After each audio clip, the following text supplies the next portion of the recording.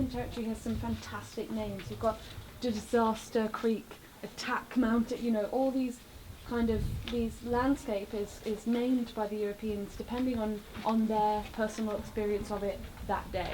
So Adelaide has got a man called John McDowell Stuart. He's a Scotsman, and what John McDowell Stuart says is that we will forge forward into the interior of Australia, and I will see the sea on the other side.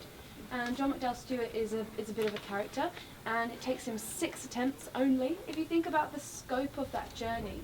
And the Europeans at this time pretty much obsessed with moving in straight lines. They think that represents, you know, absolute logic and absolute kind of knowledge. If you look around you, there's quite a lot of natural things that get in your way when you're a European trying to move in a straight line. It's much better to kind of move in cycles. The Aranda people who made this place home for millennia knew that to survive in Central Australia, you have to have a camp where you live out a season or two, and then you move to another camp, and you do this in a circular motion. But the Europeans, they didn't really have that same mentality. For them, the idea was to go forward, and John McDowell Stuart found the gap in the ranges that was crucial to that expedition, and he followed the riverbed and he went all the way up to Darwin. So when McDowell Stuart comes back to Adelaide with his journals, the South Australians are able to propose their overland telegraph line.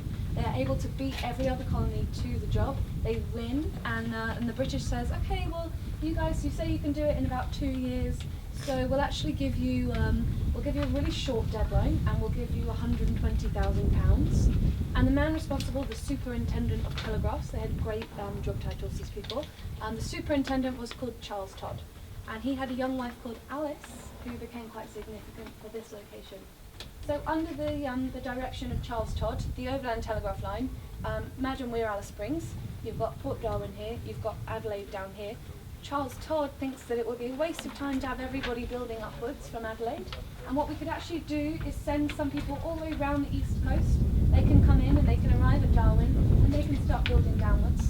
And he'll send a party all the way to the central group, the central subsection, and they can build up and down. And the Adelaide Port Augusta group can keep building upwards on that journey that you've just